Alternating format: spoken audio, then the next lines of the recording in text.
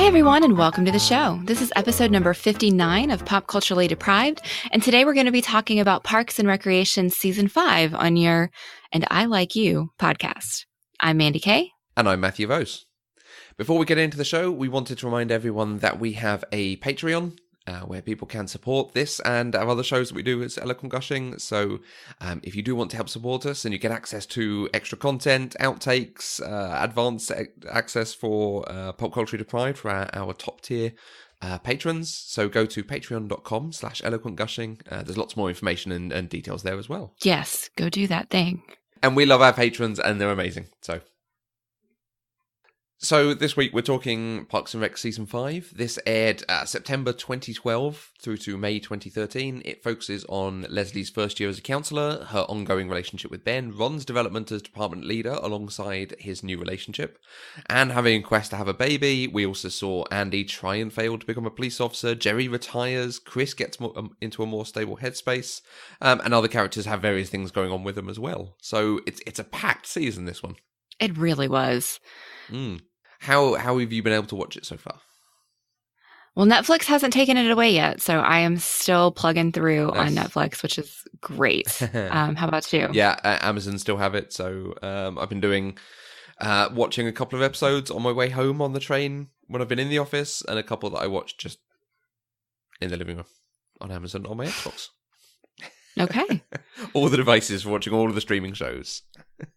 Well, I mean, that's what devices are for, right? Yeah. We don't have phones. We have miniature streaming devices. What have been your thoughts on Season 5? Have you enjoyed it? Oh my gosh. I think this is the best season yet, honestly. But it's only because of Leslie and Ben. Okay. If anybody listening had been following me on Twitter and is kind of watching what I was doing, then there were several occasions where my tweets consisted of all caps, Leslie and Ben, Leslie and Ben, Leslie and Ben. So, I mean, it's pretty obvious what I was loving this season. It was fantastic. Yeah, so we have almost 4 stages for their relationship, which is a lot over one season. We have them struggling a little bit as they're apart, although they're not struggling, they are just apart. It becomes a long distance relationship for a period. He then comes back and they get engaged, and then they have a wedding. Well, no, then they plan a wedding, then they have a wedding, right? And then the end of the season is him supporting her, and him running and a they're charity. just married. Yeah. I want to say the episode where they got engaged. Yeah. When he pulled out that box, It's pretty great, yeah. Literally started crying. Like, I didn't expect Parks and Rec to actually make me cry, but I was like full out, like sobbing because I was so happy and just so touched and so excited, and it was wonderful. It is so wonderfully done because her thing of, no, stop talking, I want to remember this. So, Leslie, nope. Wait. Okay? Just, I need to remember this. Sure. Give me a second. Okay. Leslie, No. Hold on. Okay. Just, I need another second, please. I need to remember every little thing about how perfect my life is right now. At this exact moment. Okay.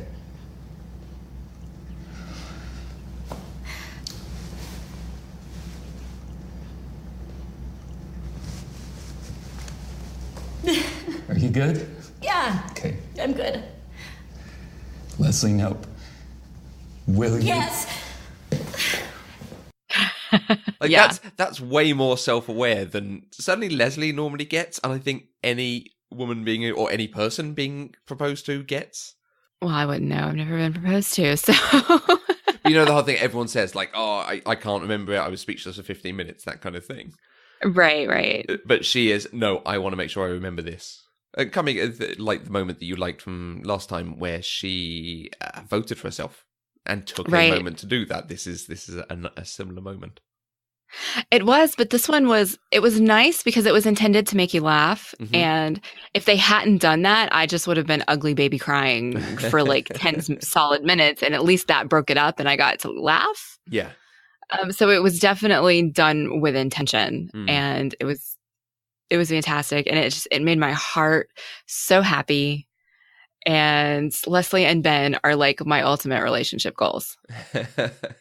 It's so nice because television shows don't often let their main characters get together, stay together, and be happy. Yeah. You know, usually the drama comes from the relationships. Will they or won't they, or on again and off again. And I was listening to our friend Lonnie Diane Rich. She was on the Hallowed Ground Storycast last week talking about moonlighting. And one of the things they talked about there was how that show really got ruined after the two main characters got together.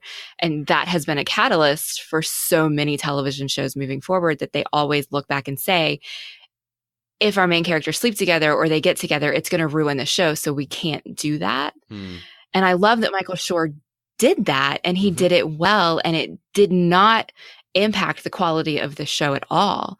And it just gives you a couple that you can look up to, that you can enjoy their relationship with them. And it just makes me happy. Like, Leslie and Ben are the best thing about Parks and Rec to me. And there are so many amazing things about Parks and Rec. And I'm listening to myself gush about it. And I'm thinking back to the first episode where I hated the pilot, and I never thought I would be here.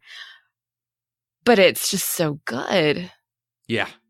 It's the wonderful thing that I like about the relationship, the thing that really holds it. And like I used the word struggle earlier, and they don't struggle, they are just apart. But she still fancies him. She still makes comments about his butt, and like wanting to make out with him, and he has the same for her. It's obviously it's her show, so it's written from her perspective, but you never even get that. Like, once people are together, you might have a few jokes, but particularly once they're married, once they're in a proper, serious, long-term relationship, you don't have them having those feelings. They move the story elsewhere, but we just have throwaway lines of her like, hey, get to see your butt again. Yeah. Yeah, I think this is one of the most well-done relationships I've ever seen on television. And it's amazing because this is the show where we also have Andy and April, which is a fantastically well-done relationship. Yes, it is. Absolutely. I think they're just so good for each other. And they had some great character development and story arcs this season too, with Andy going through his depression after he didn't make it into the police academy, and April trying so hard to help him. And that's just a side of April that you don't get to see very often, although we saw it a lot more this season than we have in previous seasons. Yeah. And while they're not quite the same level of relationship goals that I aspire to, like Leslie and Ben, I think the two of them, they just work because they're weird and they're quirky and they're perfect for each other. Yeah. As characters, they're not as aspirational as Ben and Leslie are individually, but they do strive for a bit more and for a bit of growth as well. But the fact that they're not, you've got to go to this meeting, you've got to do this thing, you've got to look the right way, you've got to, they support each other in whatever they want to do. And if that's having a party, having pizza, dressing up as Leslie for a meeting, they will support the other doing it. It's great. Yeah. I think one of my favorite things was in the last episode when April's telling Andy that she got accepted into vet school. And his response to her is, "You're pregnant?" As I have... Okay, past the pregnant part. Yeah, but right. His response is something like, as I have learned about you 20 seconds ago, this is your dream and you should do your dream. And that's such a perfect Andy answer because he didn't know this about her. And it's not surprising that he didn't know this about her. But as soon as he does, he supports her wholeheartedly and says, this is the thing that you should do. And she's the same way with him. His whole music thing, even though she flat out said this season she doesn't like his music, she still pushes for him to do it and to be successful. Absolutely. And yeah, they're great. This show does relationships so well. Even the bad ones, it kind of does really well. It's good stuff. It's good stuff. So, I want to get into some of the plots and some of the characters a little bit more. But one of the things I really noticed probably about halfway through the season was how I wasn't really laughing at it anymore. Like, I want to make sure that this is on record and understood. The show is beautifully written. Some of the work it does is absolutely wonderful, and there are still moments that are incredibly funny and incredibly good and very clever. But a lot of the time, when it's trying to do humour, it's relying on character beats that we've seen over 4 or 5 seasons now. And right. I think because it's kind of the same joke done again, I'm not laughing at it. I'm not responding in the way perhaps it wants to. And I think this is perhaps the shift of, I think I've said before, I didn't enjoy the last season. That's where it might end up without this writing, because it's the writing that is absolutely getting me through now. Okay. Some of the stories and some of this relationship stuff that's just, it's so good and it's so engaging. But the show doesn't have to be funny for me to enjoy it, clearly. Yeah, I think this season was a shift from the previous seasons. And not only did we not have a single arc, like last season was all about Leslie's campaign and getting Leslie elected. We didn't have that kind of arc this season. It was just, let's see what's happening in the lives of these people that we really enjoy. Yeah. And so we got a lot of like episodic individual moments. And I think that shift showed because, like you said, it wasn't laugh out loud funny the way other seasons have been. Mm-hmm. But it was still great to watch. It was still a really good story. And when there were moments that were laugh out loud funny, they were great. There just weren't as many of them as we were accustomed to from Parks and Rec. Yeah. Yeah, I think the surprise at the stupidity of Andy, or the lack of caring from April, or some of the Jerry stuff, we've had it and we've seen it. So those moments now don't do anything for me particularly, because I've seen them so recently and been watching them with a bit more of a intense eye than perhaps I might normally. Right. There are still bits that absolutely make me laugh. So I don't want anyone to come and like, oh, Matthew hates it. He thinks it's not funny. It is funny. It's just, I think I can see that they're doing the same jokes again sometimes. And like we talked about on that very first pilot episode, I'm not always here for characters doing the same thing again and again. Right. So I think it feels more like they're focusing more on character development than comedy, which is just different. And that may be why they were relying on the same comedy, because that just wasn't what they were doing when they were writing this season. So you made a couple of predictions at the last episode. I did. At the end of season 4, you said that you thought Leslie and Ben would struggle but would make it work. And I was correct. I think you're right on that. Anne and Chris are going to dally about trying to be together but probably won't. I was half correct. Since they were kind of together by the end of the season. Yeah. It's still weird, but they're definitely doing something together. When she makes a list of guys she knows that she might want to have a baby with, and Chris isn't on that list, it's like, okay, I think I can see where this is going. Right. And then suddenly Chris says, oh yeah, my girlfriend. I need to break up with her. Like, wait, you have a girlfriend? Who was his girlfriend? Was it Shauna? No, I think they don't say who his girlfriend is at that point. He just has a girlfriend. Perhaps there were deleted scenes somewhere of him making reference to it, or they tried to write it in, but that had to be cut. But it was... okay, that it feels like they're trying to retcon why he wasn't on the list, but if there's anyone on that show you're going to have a baby with, it's Rob Lowe. I'd have a baby with Rob Lowe if I could. Yeah. Or Adam Scott. That's just me. Yeah. That's my preference. Either one would be fine. And your other prediction was that Andy is going to flunk out of Police Academy because he's Andy. And I was super wrong, because he didn't even make it into Police Academy because he's Andy. But I found that quite interesting, because I would have gone, yes, he's going to apply and he's going to struggle and it's going to have lots of hilarity, but it's going to be him becoming a police officer. I did not expect him certainly not to get knocked down at the first hurdle. Right. But in general, not to make it. Yeah, honestly, it was a little disappointing the way they handled that, I think. Because honestly, Andy is stupid. But I don't think Andy's that stupid. He's there at the police academy. I don't think he's going to say, of course I would let a child hold my gun because that was always a dream of mine. I don't see that happening in real life. I mean, not that Parks and Rec is real life, but you know what I mean. So I was a little disappointed. I think they kind of over-Andy'd Andy there. And then to come back and say that he's the only person in history who's ever gotten 100% on the written and that he's kind of a genius. Like, I don't know what they were going for there, but it just kind of didn't work for me. Yeah, I think I'd agree.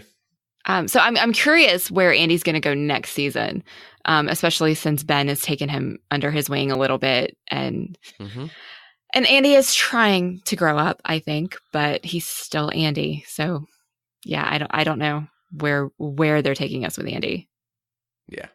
I do like when he's introduced in the charity episode and he's just making comments about, well, you know, if we weren't paying for that, we'd be fine. And hey, perhaps we could do this. And just a stream of consciousness stuff.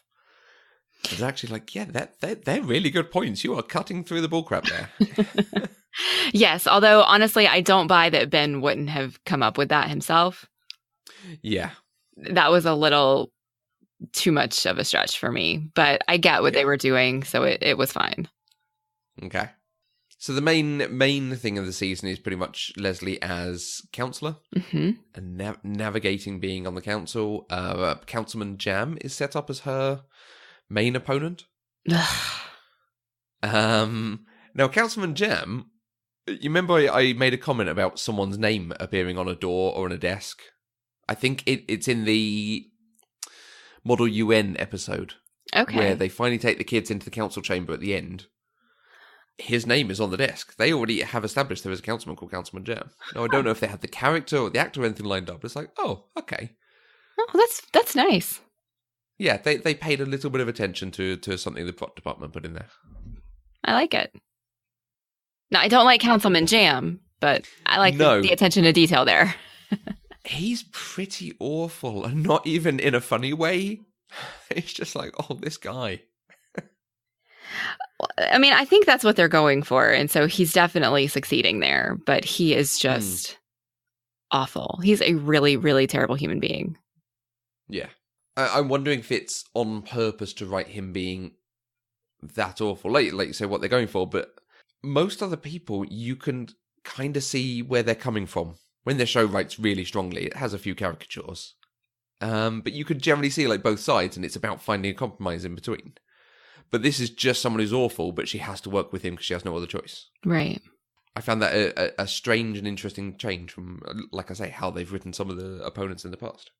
I honestly just didn't pay that much attention because he turned me off every time he was on screen. Yeah. And I found myself having thoughts like, I don't know that this would actually happen in a city council meeting. Like, I don't know that they would be this lax and you know, like the whole hiring the director of the animal control. And he's like, all of the city councilors are like, no, we just take turns. Like, we don't do our work. We don't do our job. We just decide who we want to do it. And I'm like, I hope that's not how things actually work. Yeah. Yeah. I mean, it's just every time he was actually involved in something that was government business, it just left me feeling as if I really hope that actual governments don't run that way, that there aren't city councils that have people like Councilman Jam on them, because I mean, he was sneaky and he was underhanded and he did not follow the rules. Oh my God, I'm Leslie Knope. Yeah, he's a good opponent, but he's just so awful. It puts me off and makes it hard to even want to talk about him. Yeah. Which is really bad, but... Well, let's move on. We see the other council members as they're fairly regular, and we see them again and again. You have Milton, the very old racist, sexist, generally a bit awful. But then Councilman Hauser, who has been in it since the beginning, basically. There has been a running gag of her bumping into him in the men's toilet when she rushes in to speak to Chris or Ron. Right. When she's riding around on Andy's back like he's a horse, and then she bumps into him and needs to have a conversation with him. And just generally, they've had that as a really nice running gag. But we actually now get to see him doing stuff. But they continue the joke of anytime she's doing something silly, like shouting at Jam, Hauser ends up there as well. Right. So a nice bit of continuity.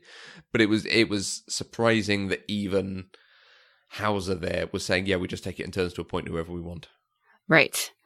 Like, ooh, bad. Yeah, I was disappointed. But I mean, it's Parks and Rec, and they elect city council members the same way they elect presidents. So who knows? Yeah, true. They just do what they want. Yeah. Moving on from the council, we start with Ben and April in Washington, D.C. Mm-hmm. A few funny lines there, a few funny moments. It's a bit random. It was. I'm still not entirely sure what April's job was with Ben in DC, other than drawing pictures of him and blaming the pictures on the interns. Yeah, it was weird, I think, having April there. I mean, it was kind of nice because Ben and April bonded a little. Yep. But it was just weird, I think. I think the only story from all that that's really coming to mind is where they decide to go and see. They go back to Pawnee, and they end up sat in the car for so right. long. That is very nice. That was very nice. And then the car ran out of gas, and it was. Yeah, he reads her his Star Trek fanfiction. Yes, Awesome. I actually made a note about that one. Ben's continuing geekiness. Yeah, I love it. Because it's just part of him, and every so often he trots it out, or someone teases him for it. Yeah, well, and that's the way most of us are. It is. It's really great that as we've gotten to know Ben more, it's come out more. So at first it was just little character moments where people were making fun of him because he was the new guy, but now that he's so integral to the cast and we're invested in him as a person, like we see it all the time, and I think that's a mark of really great character development and character writing. Yeah. Including his eBay name bidding against them. Was it Tall Lord Tyrion? It definitely had Tyrion Lannister in it. It was like Tall Tyrion Lannister or something. Right, or as Anne called it. I just keep getting outbid by someone named Tall Tyrion Lannister. What kind of name is Tyrion anyway? Yeah. Great. So April spends a bit of time in Washington, D.C., and then, she has a nice, not in the foreground, but a nice arc through the season, with her trying to get the park developed, working with Leslie to try and get things through, to come up against Jam. She gets put up for the position and comes up with a good idea for what to do with the animal department, animal control. Not the animal department. Yeah, animal control. Department of Animals.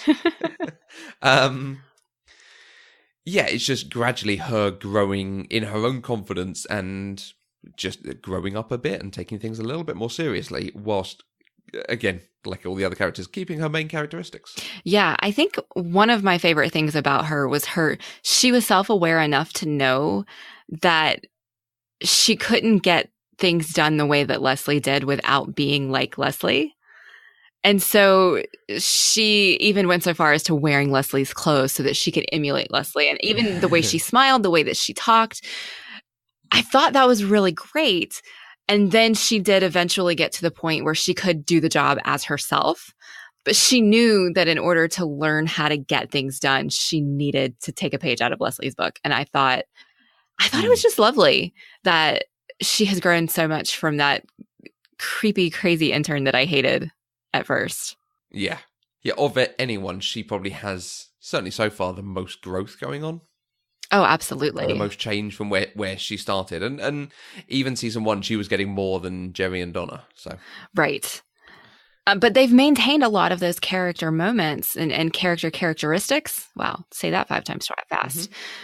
Just like the way that she stares into the camera sometimes when she does that kind of like deadpan look into the camera while she's being like so sarcastic, but people are taking her seriously.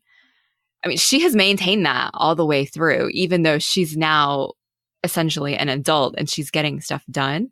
She is still April. Yeah. It's great. She's a great character. She's very funny. Love her. She's, I think, one of the things I come to the show for. Yeah, I remember in season 1 and 2, you talking about how April was one of your favorites, and I just did not get it. I did not understand, but now I do. Right. I totally get it now. Honestly, there's not a character in the show, a main character in the show, that I don't like. Right. From April, we move naturally to Andy, but I think we've had our Andy discussion. I think so. Yeah. Yeah. So I talked last episode about how Ron didn't really get much to do. He was quite often a supporting character for other people. He got a number of stories this time round. He did. And he arguably got some development. He did, because Ron's in love. Ron and Diane sitting in a tree. KISSISSIPPI.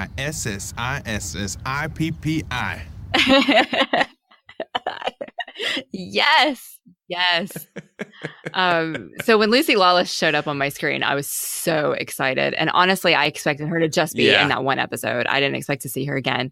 And she kept coming up because her and Ron are actually in the serious relationship now. And Ron's having to deal with kids. And it's so wonderful to watch. Watching Ron let little girls dress him up like a princess and put makeup on him was one of the highlights of the season. Yeah. I like they've maintained his character of dealing with children, or not quite knowing how to deal with children. But he's willing to, because he loves Diane. Yeah. Just finding a way to do it. And then she's so good. Diane is so good because she's like, yeah, of course you tried. And they cut their hair because they're silly girls. Right. and that is on the girls for having done that. So it's good. She's a very, very solid character. She is. And I definitely like her more than any of the Tammys or anybody else that we've seen Ron date.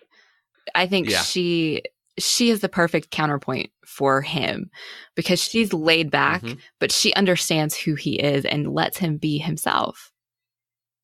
And Ron doesn't get that very often. Yeah, and she does call him out and says, look, this is baggage I come with. I don't think she calls her own kids baggage. No, she said they're a package deal. That's the one. But yeah, she absolutely says this is what you have to take or leave, and he then steps up to do the thing. It's good. He also has a lot of development for head of the department or running the department because the department is going through changes, spurred on by Chris. Partially Chris meddling through the normal sitcom stuff, like him putting them on the management training. It could have been an episode or a story in any episode. But there have been a few things with Chris making comments at him and giving him a talk about, you need to run this department, you need to actually do stuff sometimes. Right.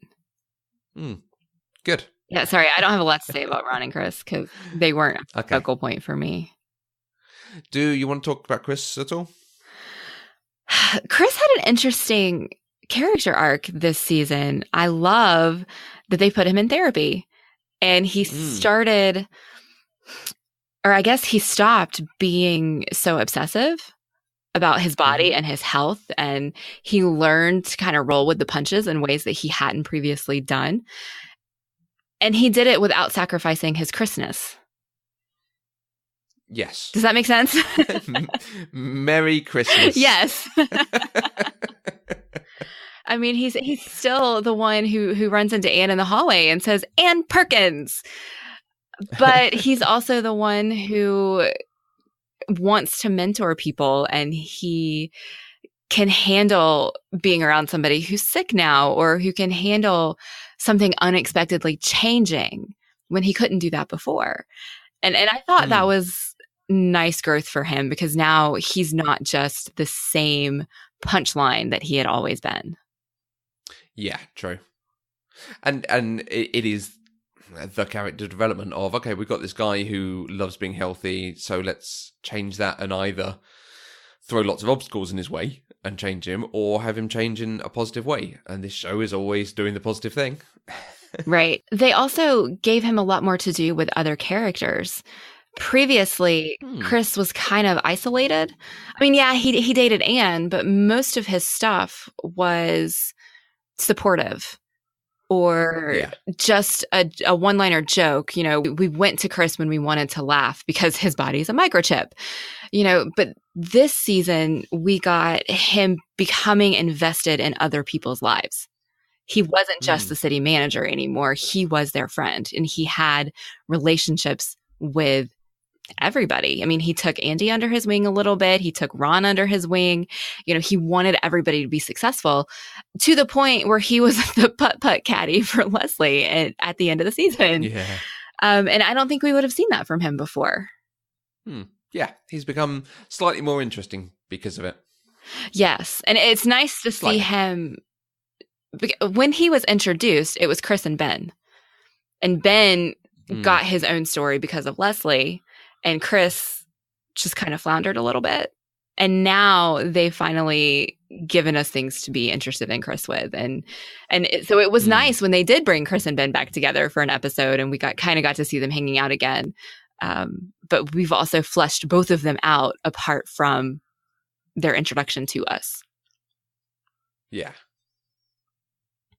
Okay, I'm going to talk a bit about recurring gags, because we've seen a couple this season, but particularly because that main Chris and Ben episode has a lot at Jerry's Christmas party. They go to. In fact, is it that episode? Is it Chris and Ben episode, or am I just mixing them up? No, I think you're right. Yeah, because Ben is surprised at what's going on and the way they've moved on together. Mm-hmm. Yeah, so I think it's that episode because Maleficent, what is her name? Millicent comes back, and Ben is completely floored that Chris is okay with it, that he can handle it, because he's expecting Chris to just melt down.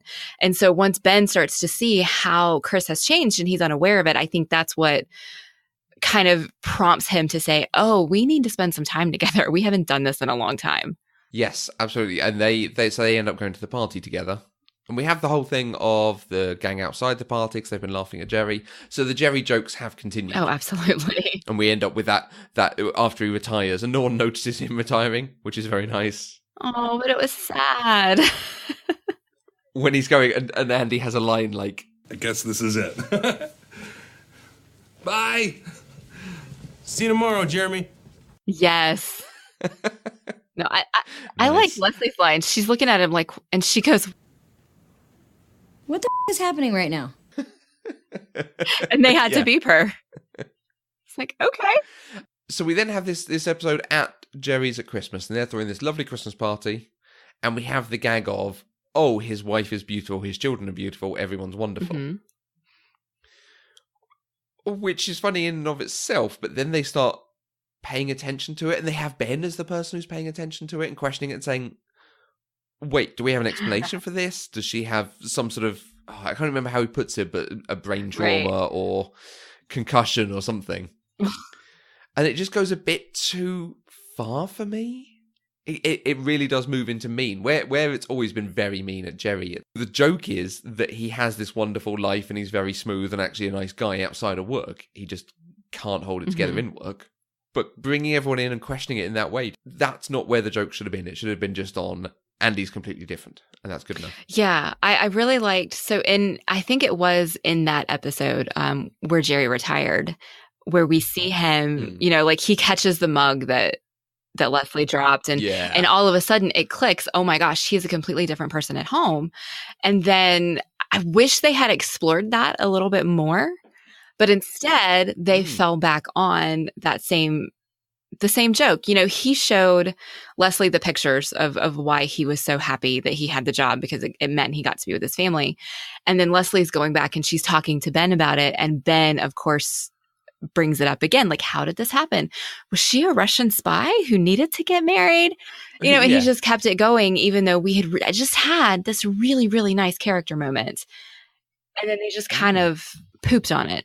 And that was disappointing. I would have liked to see Jerry's life explored a little bit more and let everybody see that he's not who they think he is. Yeah. But who knows? We might get that later, because apparently he's part-time in Parks and Rec again. Yeah.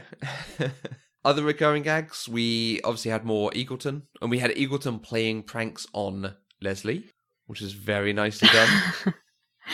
I was mad, but it was because I thought that the architect was behind it rather than the people who worked for him. And so I was really disappointed, because I was excited that he wanted to work together, that he wanted to rise above. And and like do this thing together. And then that happened, and I was really upset. But then he came back and he's like, no, I didn't know they did it, and I fired them, blah, blah, blah. And so it worked out nicely, but it was frustrating. Yeah. Although I did like that she came up and squirted whipped cream on his head. That is great, because she just does it for so long, and then they run. Yep. The other main recurring gag we saw was calzone, which I've been looking forward to. The calzone that betrayed Ben. The calzones betrayed me? Yeah, that was brutal. But it was hysterical. And I love his trying to convince everyone that it's not a calzone. It's like, yeah, this is a calzone. It's just small. Yeah. What did he call it? A savory pastry? Savory cheese and tomato parcel or something really random. It's a calzone. Yeah. Yeah. One of the great things that I noticed all the way through season 5 is the number of guest appearances we had. Mm-hmm. And there were some amazing guest appearances in this. Actors who obviously wanted to come on, or they got to come on. Patton Oswalt got to come on and do his filibuster. We had Lucy Lawless in several episodes. Annabeth Gish, who was only in the Icetown episode, but she was very good, along with J.K. J.K. Simmons was in this. Jonathan Banks appeared. I don't know who Jonathan Banks is. I think he was Ben's father, isn't he, in Breaking Bad? Oh, yes, he is on Breaking Bad. I've never watched Breaking Bad, so I don't know. And Better Call Saul, he's in that too. Oh, there we go. So Jonathan Banks was in it as well. Jenny Slate had a number of episodes, and she was excellent. But then, in those Washington episodes, and even beyond that, Barbara Boxer, Olympia Snow, John McCain, Joe Biden, Newt Gingrich. They did very well for guest stars this season. They really did. Joe Biden was my favorite. Yeah. Although Newt Gingrich was funny too, because Gingrich, Gergich, that was a nice little gag. Gingrich, Gergich, I wonder if we're related. I don't think so, Jerry. Okay. Yeah, it was, there were a lot of nice guest spots in this season. We also had Mark Evan Jackson at the very end of the last episode, who we've seen on The Good Place as the leader of the Bad Place. Yes. Eternal Judge, is it? Yep. He has also been in Brooklyn Nine-Nine. He is one of the main characters' husbands. Okay. So he is a proper Michael Schur. He's in 3 of them together. Yeah. I feel like I saw him in something else recently as well. Maybe I'm thinking Parks and Rec. Maybe. He's clearly a friend of them all and has been in everything together. Oh, Kong Skull Island. That's what he was in. Oh, okay. Thank you, Wikipedia. But yeah, the guest appearances were very, very good. I was really surprised to see Patton Oswalt in it. For some reason, none of the other ones surprised me, but he did. Doesn't make sense. Okay. I don't know. But and it was a fun episode. Yeah, because he has done a lot of this sort of guest appearance. Obviously, he had a few episodes of Agents of S.H.I.E.L.D., but he's appeared in Modern Family and a number of episodes of BoJack and all sorts. Yeah, he is just kind of all over the place. Yeah. In fact, he was in an episode of Crazy Ex-Girlfriend as well. Oh, okay.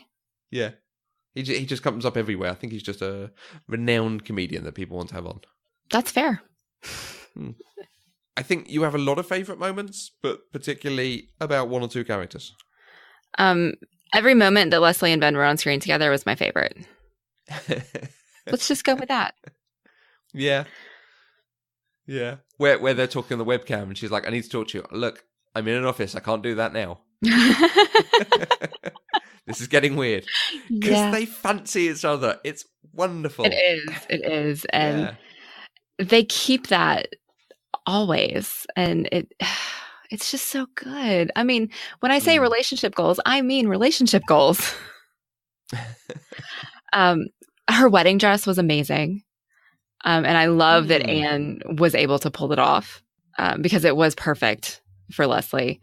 The fact that they decided to essentially elope and get married with just the Parks and Rec people was really, really great. Because that's their chosen family. You know, those are the people that they spend all of their time with, and not just at work. It's God, they do everything together. Yeah. In fact, yeah, you've just reminded me. I was talking to Caitlin from the Commander for Our Own podcast about Pacific Rim that we'll be doing next week, in fact. And she talked about enjoying found family. And that bit led me to do some reading about found family. Mm-hmm. It was described as the trope family of choice. Yes. It's like, oh, that's a really nice expression. And that's exactly what you've just said. Mm-hmm. The family they chose to be with. It's lovely. It is lovely. And I mean, you know, I'm a sucker for that. So, yeah. The other thing that I really, really, really loved, because this actually, like, I audibly squealed. The last shot of the season is that famous Andy gif that everybody always uses to show like shock and awe and surprise, where he looks away to the camera and he just goes, and his face gets so big. And as soon as I saw that, I like literally like pointed at the screen and squealed and was like, oh my God, partially because of what he was reacting to and because it was that gif. And it was amazing. It is a great moment, and then it's been used so often, but for the same sort of thing. Yeah, absolutely. It's just become a cultural reference point. It's wonderful. It was great because that episode was so well done. I legitimately thought it was April who was pregnant the whole episode.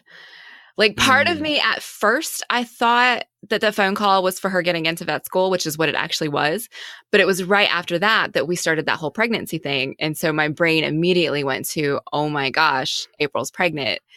And then for it to end up being Diane, oh my gosh, I cannot wait until next season. Yeah, because they do two key things there. They set up that it's these women at Ron's cabin. I mean, there's almost no point for them to be at Ron's cabin specifically, except to say this is separate from everywhere else. So it can only be these women who are on screen. We're telling you the women it can be. Oh, but it can't be April because she would have told me cross her off. So it's already getting you, okay, so it's got to be one of these, and he's already crossing her out, so it's definitely April. Right. Yeah, it's really good just to take you through those steps, but not even hint that there could be someone else except that it's Ron's cabin. Right. I mean, I finally genius. got there. Like, at the very end, I did get there, but it took me the whole episode. Yeah, lovely. And arguably, it could have been any of them. Like, Anne is trying to get pregnant. That's why I knew it wasn't Anne. But also, it like, had they gone that route, then fine. It could have been Donna because she's a smart woman who makes her own choices. It could have been Leslie because she's married, so it's kind of, in inverted commas, acceptable on you know, primetime TV. And who was the other one who was there? Oh, Mona Lisa. Who we haven't talked about yet. No. She's not my favorite thing. I honestly despised her. But I need to talk about for a minute, how are Jenny Slate and Ben Schwartz not related? Because they have the like exact same face in the show. Like, I legitimately wondered if they dressed Ben up as a girl for a little bit before. I mean, their voices are completely different and everything, but they look so much alike. It blows my mind. I really like her as a character. Again, she's awful, but you're meant to think she's awful because she's so spoiled and everything. Right. Whereas Jam, I feel like we're meant to see his point of view, but can't. Oh, okay, maybe. I mean, I just didn't like her because she was awful. I mean, she played the role really well, and she did what she was supposed to do. We just know I don't often like awful people. But now we have Jenny Slate on. She's another Michael Schur crossover because she had a part for a while in Parks and Rec, and she was very good. And you've reminded me that, of course, this season we've had a couple of people that have also been on other shows, but this is where they come into Parks and Rec. So the lady serving the drinks at the mini golf, is in Brooklyn Nine-Nine. Okay. Or has been in a couple of episodes, I think, as like an assistant. And she's also becoming a more major character in Crazy Ex-Girlfriend. So a number of crossovers coming there. Is Crazy Ex-Girlfriend a Michael Schur show?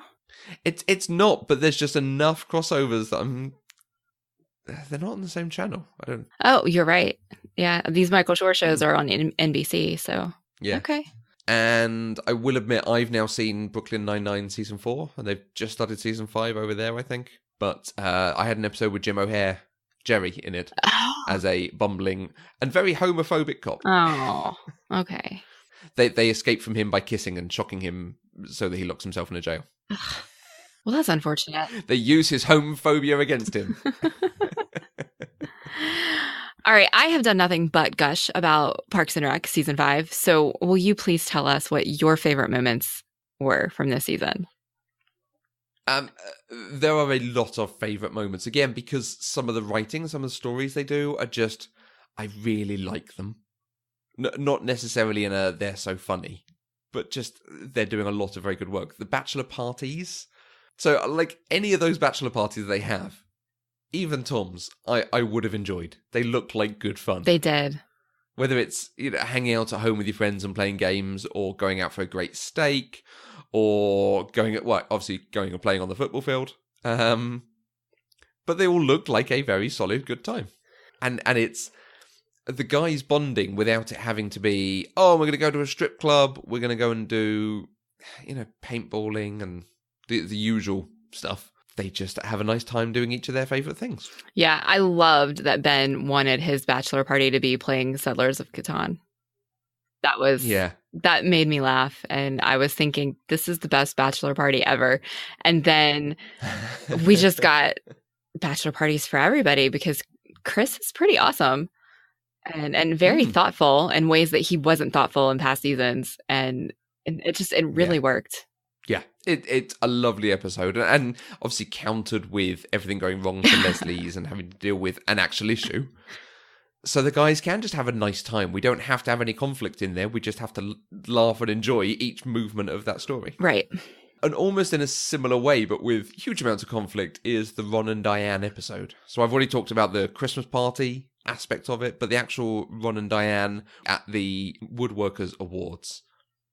Like, it's great in and of itself that there's awards for these things in a small town. Yeah, there's a lot of woodworkers there, frankly. I love Megan Mullally still. She's fantastic, and she's so good in that, where she's in front of him as he's trying to give the speech and being as unsubtle as ever. Thank you. When she did that. Oh, yeah. He's in the middle of his speech. He's looking at her, and he's like, thank you. Thank you. And then her and Leslie in the car in the dumpster. It's so silly, so funny. But I love the Diane worrying about Ron and Leslie and saying, look, there is something slightly strange about this relationship that does worry me a bit, because, yeah, you can understand how someone would be. And they then take the time to talk to her and get to a comfortable position on it. Yeah, I really appreciated that she did that Diane took the time to talk to Leslie and to talk to Ron about it, instead of letting it fester and turn into a potential conflict later on down the road. Yeah. And that's not something that you see very often on television. No, absolutely. Like I say, this is the usual thing. If there's someone in opposition to our heroes, our stars, you understand their viewpoint. And it's about finding compromise and making everyone understand. But the moment where they talk about the woodworkers we lost and the coffins they designed. That's lovely. I thought you would appreciate that. They knew their time was coming, so they started their final masterpiece. So are you going to design your own coffin one day, Matthew? Yes. A small wooden box. Oh, gotcha. Okay. That has holes in it because I'm not that good. Kind of like a breadcrumb trail, but ooh. I liked the constant thing about red vines or Twizzlers in the episode with Ben's parents. And them talking about being a red vine family or a Twizzler family. Because that's the sort of petty's not quite the right word, but the sort of small thing that, yeah, it is important. It's a family trait and a thing you share. Like, you grow up with it, so you become accustomed to it. It's very honest, but it's used in a very funny way. It is. And also, I have no dog in that fight because I don't like red vines or Twizzlers. Okay. Are red vines the ones that have the kind of sugary stuff in the middle? They're basically laces. And Twizzlers are just the chewy bit, I think. Think so? I'm not sure. Okay, me neither. We have strawberry laces over here, and that's what I would go for. And I think that's like a red vine, maybe? See, I thought red vines were the same thing as Twizzlers. They were just different brands. Oh, it's entirely possible. Admittedly, I eat chocolate when I can, so right. I don't tend to go for candy. Candy. We talked about April's growing up and taking on more things, but the very short scene between her and Leslie where she's giving the presentation about the dog park, and just she gives what is a very earnest presentation. You go, oh, that was really good. And then Leslie starts going, Can you say per capita? Again, I want to take a picture of you saying per capita. Stop. I am so proud of you. Now stand next to the screen and think about all the strong female role models in your life. Gross. Aww. Yeah, Leslie and April's relationship was really nice this season. Mm-hmm. Even, again, they had a bit of opposition in there about the park. Mm-hmm. But they came to a nice point together on it and decided to work and do something. Well, yeah, because they had to oppose Jam. Yeah. And then finally, I talked at the beginning about how the show does not make me laugh as much as it used to. I don't find it as funny because it sometimes calls on things it's done before. But there were 2 moments in this season that had me in fits of hysterics. Okay. The first is Leslie's 2 sides of the Eagleton and Pawnee sign, which says, this is the Eagleton side, this is the Pawnee side. So obviously on the Eagleton side, you can see Eagleton behind them, and it's rolling green hills and picket fences, and it's beautiful, and it's a lovely, you are now entering Eagleton, welcome, we love you, become a bag of money. And then she turns around, and it's a highway bridge that looks like it's going to have drug addicts under it, and it says, you're now entering Pawnee, good luck. And it's clearly probably 2 different days they filmed it on, all of this kind of thing, but it's so good. Yeah. To show quite how different they are on either side of it. I think I will. I'll do a collage with both photos or screen grabs and post it on Instagram for everyone. It's wonderful. And again, it's a couple of seconds, maybe, but it's worth it because it's a great gag. Yeah. Yeah. Sometimes I'm in awe of how far a sitcom will go just for one joke. And the effort they will do. Reminded of Scrubs that used to have 5-10 second jokes, but clearly had new props and new sets created for them. You got to do what you got to do for good comedy, man. Absolutely. And then finally, where they decide to get married and they're standing back to back, they're not allowed to see each other. And it's the evening of the party. And he says, before we get married, there is something we need to discuss. I mean, we've never talked about it, but... And I'm expecting it to be the kids' conversation or something. Right. And he says to her, I really want you to take my last name. Oh, okay. Really? Yeah, it's just really important to me symbolically that Leslie Knope disappears and becomes Leslie Wyatt. Or Councilwoman Mrs. Ben Wyatt, that's fine too. It's a deal breaker. Wait, are you messing with me? Yeah, sorry, I had to give it a shot.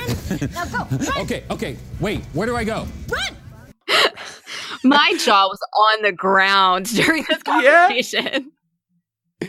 And they keep it going, not just for her, but for the audience, for a few beats longer than perhaps is necessary. Yep. And then she realizes, and we realize, it's like, okay, that's fine. Yeah. Yeah, once I realized so that when she called him, oh, you're just messing with me, I was like, oh my God, thank God. Because it comes from nowhere. Yeah. Like, it's not the sort of joke he does. He doesn't rid people in that way. But it's also perfect. Nice. Yeah, it was good. Okay, so we have been gushing for a really, really long time. Is there anything else that we need to discuss about season 5? Season 5, probably not, unless you want to talk about Leslie and Ben again. Leslie and Ben are my favorite. Although, you know what we didn't actually talk about? There was something that I meant to bring up, and I wanted to get your opinion on it. So when Anne decides to have the baby and she starts looking for sperm donors so that she can have a baby, she wants to be a single mom. When she asks Chris to do it, Chris immediately assumes that he would be a part of the child's life, that he would be raising this child with her. And I just thought that was a weird beat, even though, I mean, that's kind of where they end up because they decide to get together and try to give this child a 2-parent family. But that's not what she was looking for. And they never had a conversation about it. It was just an assumption that was made.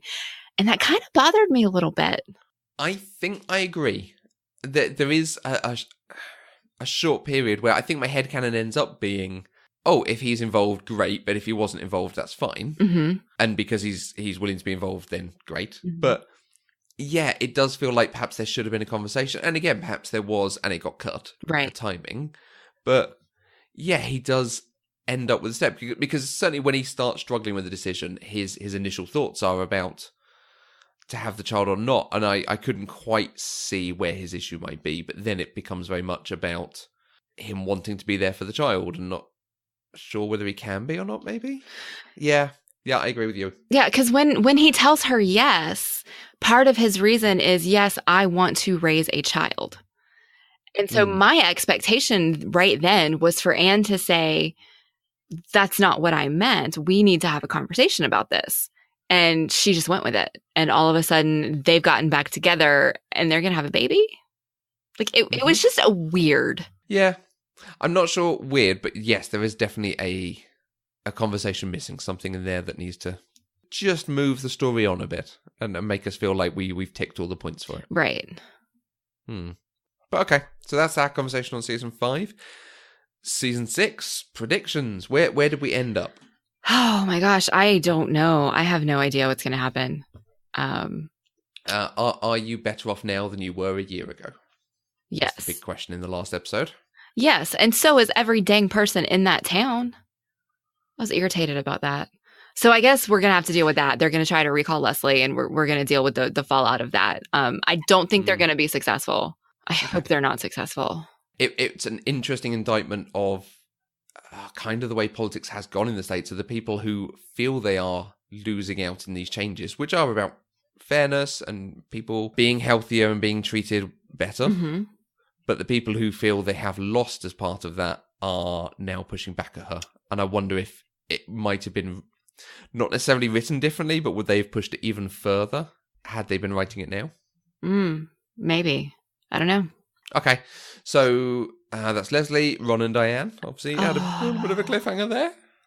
Yeah. So I think, okay, so this is going to be strange and just kind of stay with me for a minute. And I don't know why I think this, but I do. I think that Diane is coming to tell Ron that she's pregnant and they're going to decide to have this baby, blah, blah, blah. And then they're actually going to find out that she's not pregnant. But I think Anne and Chris are going to get pregnant and they're going to have a baby. Okay. I don't know why that's what I think, but that's what I think. Okay. April is going off to veterinary school. She is going off to vet school, and I think she's going to continue to work at least part-time in the Parks Department while she's doing vet school.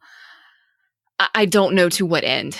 I don't know if she's going to actually eventually become a vet or if she's going to decide that she really just wants to stay at City Hall.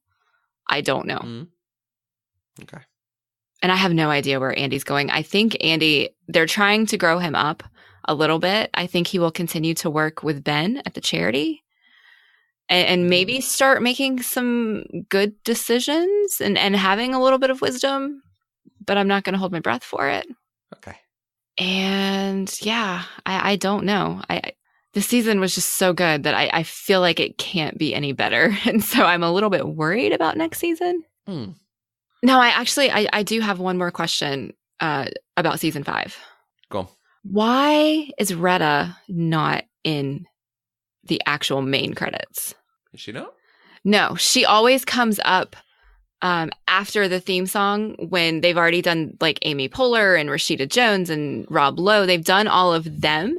And then as the show starts, they've still got people's names kind of flashing on the bottom of the screen. That's where she is. And I never noticed any of the other ones. I imagine Jerry's probably there too. But she is a core member of the cast. And so it frustrates me that she doesn't get the same level of billing as, Aubrey Plaza or Adam Scott. I mean, she's not in it much at all. I think she's in every episode, but not really. And I would imagine she's on a different contract then. Yeah. Okay. Okay. All right. That was just, I remembered that was a thing that stood out to me this season. Yeah, she had a couple of nice moments, like her in the cigar bar. Gentlemen. Yeah. And a couple of moments like that, but by and large, I can't really think of much she did. Yeah, I guess you're right. She didn't have any arcs of her own. She was just there. But I really like Donna. Yeah, but, can't all be winners, I guess. In fact, to the extent, I've just jumped on the Parks and Rec wiki. It has a paragraph for each season about what she does in that season. Except season 5. There's no comment about what she does in that season. Fair enough. Because she don't do nothing. You are right. You are absolutely right. She really doesn't. She's just there. But I like her. Oh, doesn't she have a line about having an apartment in Seattle? Condo. Because she likes the rain. Yep. Condo, yeah, that's it. I like my rain, I like my coffee, I like the fish markets. Yep. And she's not pregnant Wonderful because she's smart and knows what she's doing. Yeah. So we got a few little moments with her, but she didn't have a story of her own. Okay, are we good on season 5 for your discussions? Yes. We heard from a couple of people for these. We've already gushed about Lucy Lawless. Agent Austin 09 says Ron and Diane are cute. Lucy Lawless is amazing in everything she does. Yes. Wholeheartedly I agree. Yeah. Wasn't she in an episode of Agents of S.H.I.E.L.D.? Yes. Or like 2 episodes. I think it was just and one. Didn't continue. It's like... It was just one. Yeah, she would have been perfect in that show. Yes. I was very upset with the outcome of that. She also said she loves the episode where Ron tries to get Tom away from his technology addiction. It's funny and makes a point. Also, the soda tax episode line about child-sized soda is one of my favourite laughing out loud moments. Yes, that was in the first episode of the season. Soda tax, yeah. And I noticed it too. It made me laugh. Yeah, the whole thing with Tom trying to be away from technology, and Ron is teaching him a good lesson and doing it very well, because Ron is like, just say what you would normally do. Just get it out of your system, and it goes on for the whole day. Until Ron's finally like, just stop. I think part of that was a little too over the top. Like, he drew an iPhone to kind of take the place, and he had like a poster board that was supposed to be his homemade Pinterest, and he couldn't touch them and open them. You know, things like that were just a little bit too over the top, but I did appreciate what they were trying to say. And it was nice that we finally got Tom and Ron paired together for longer than just a few minutes. Yeah. I did like looking in the mirror at Jerry on the computer. Like, Jerry, you go to Ask Jeeves and you type in, please take me to Yahoo. And then you go to Yahoo and say, please take me to my Google Mail. Yes. Yeah. I like it because I know people who do similar things. Not naming any names or anything. Anna-MCG also made a comment about my West Wing discussion from last time, that the live ammo quote isn't in the pilot or even season 1. I thought it was said to Mandy by Josh. I was sure there was a thing. It's actually from season 2. It's in an exchange between Sam and Ainsley. Okay. And yeah, she is absolutely dead right. Ainsley, population 2 in Mandyville. So. Yep. Mandyville's an actual West Wing thing. I'm not just like making up a town where Mandy lives, in case anyone's not aware. Well, just there might be people listening going, why is Matthew naming a town after Mandy? Well, I assume that anybody who's watched West Wing would know what Mandyville is. But I could be wrong. But you'd have a city named after you anyway, so it's fine. Spelled wrong, so it's not mine. All right, well, if you want to join the conversation, you can use the hashtag PCDeprived on Twitter. You can find us on Twitter, Facebook, and Instagram at Eloquent Gushing. You can find each of us on Twitter. I'm at Mandy K. And I'm at Matthew Vose. Don't forget to go check out our Patreon page. We are 100% funded by our listeners.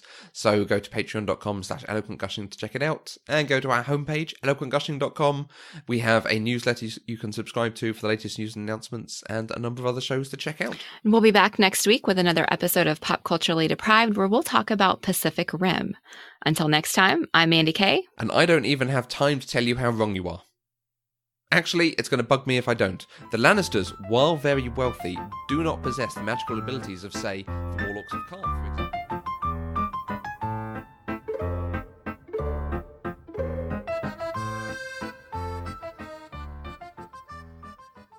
Pop Culturally Deprived is an Eloquent Gushing production. For more information, go to eloquentgushing.com or find us on Twitter at eloquentgushing.